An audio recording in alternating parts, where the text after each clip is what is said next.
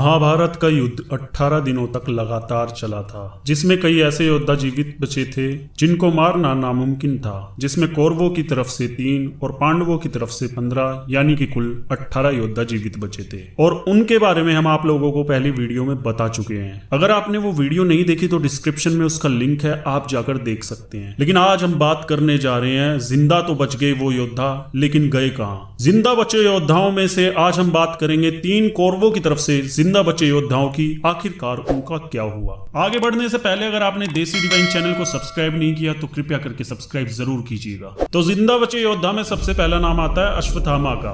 अश्वत्थामा द्रोणाचार्य के पुत्र और रुद्रा का अवतार था, जिनकी माता का नाम कृपी और मामा का नाम कृपाचार्य था। भगवत गीता के अनुसार अश्वत्थामा ने कौरवों की तरफ से युद्ध लड़ा और अश्वत्थामा को हराना नामुमकिन था। इसका कारण माना जाता है उनके मस्तक पर लगी मणि को। लेकिन जब पांडवों ने धोखे से द्रोणाचार्य का वध कर दिया तो ये बात अश्वत्थामा को पता चली, जिसके बाद उन्हें बहुत ही दुख हुआ और उन्होंने बदला लेने की ठान ली। जब अश्वत्थामा सोते हुए पांडवों पर हमला करने जाते हैं बदला लेने के लिए, तो अश्वत्थामा ब्रह्मास्त्र का प्रयोग कर देते हैं, जो कि संपूर्ण महाभारत में वर्जित था। लेकिन दुर्भाग्यवश जहां पर पांडव सोते थे वहां पर उनके पुत्र सोए हुए थे, जिन्हें पांडव समझकर अश्वत्थामा ने हमला कर दिया था, जिसके कारण पांडवों की जगह उनके पुत्रों की मृत्यु हो जाती है। लेकिन जब तक यह बात अश्वत्थामा को पता चली तब तक बहुत देर हो चुकी थी और यूं ही पांडवों के पुत्रों की बलि चढ़ गई और इसके बाद अश्वत्थामा वहां से भाग जाते हैं। जिसके बाद पांडव उन्हें ढूंढने के लिए निकल जाते हैं और उन्हें ढूंढकर पकड़कर रस्सी में बांधकर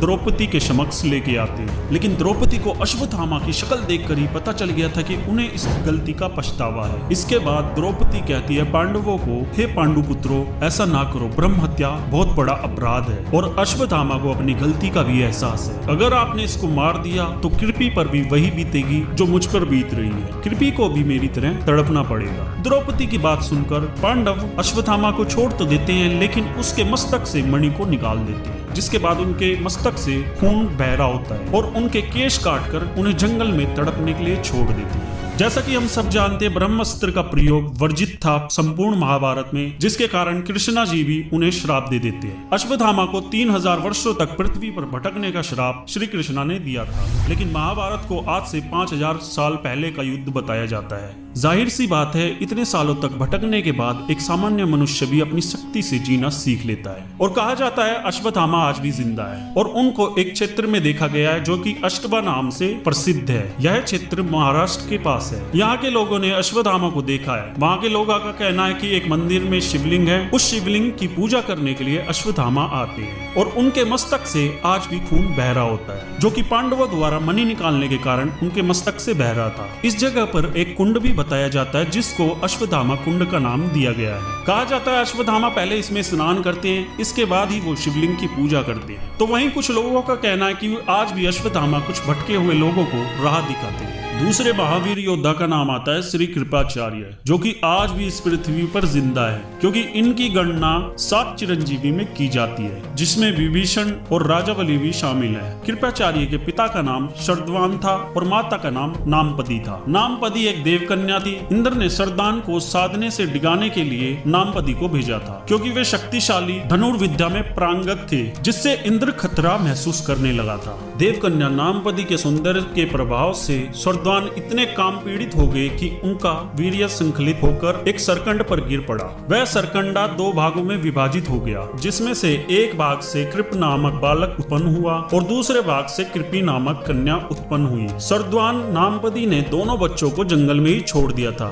जहाँ पर महाराज शांतनु ने इनको देखा और इन दोनों बालक पर कृपा करके इनको गोद ले लिया, जिससे इनका नाम कृप तथा कृपी पड़ गया। महाभारत में कौरवों और पांडवों के गुरु कृपाचार्य बताए हैं। वे परम तपस्वी ऋषि थे। उनके तप के बल इन्हें चिरंजीवी माना गया है। स्वरदान गौतम ने ही कृप को धनुर्विद्या सिखाई। कृप ही बड़े होकर कृपाचार्य बने और उन्होंने धृतराष्ट्र पांडु की संतान को धनुर्विद्या युद्ध कौशल की शिक्षा दी। श्री कृपाचार्य की मृत्यु का वर्णन किसी भी धर्म या ग्रंथ में नहीं लिखा, तो वो आज भी कहीं ना कहीं जीवित है, क्योंकि उन्हें चिरंजीवी होने का वरदान प्राप्त था। तीसरे और आखिरी योद्धा हैं कृतवर्मा। कृतवर्मा यादव थे और यह भोजराज हार्दिक के पुत्र थे तथा कौरवों के पक्ष के अतिर्थी योद्धा थे। मथुरा पर आक्रमण के समय श्री कृष्ण ने कृतवर्मा को पूर्वी द्वार की रक्षा का भार सौंपा था।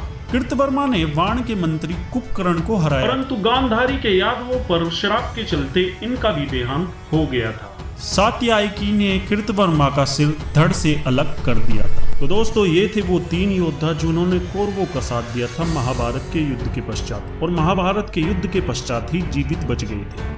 इस पर हम आगे वीडियो बनाएंगे और आप लोगों को बताएंगे कि पांडवों की तरफ से बचे हुए योद्धाओं का क्या हुआ। उसके लिए दोस्तों चैनल से जुड़े रहें। वीडियो अच्छी लगी हो तो लाइक कीजिएगा, चैनल को सब्सक्राइब करना ना भूलिएगा। धन्यवाद।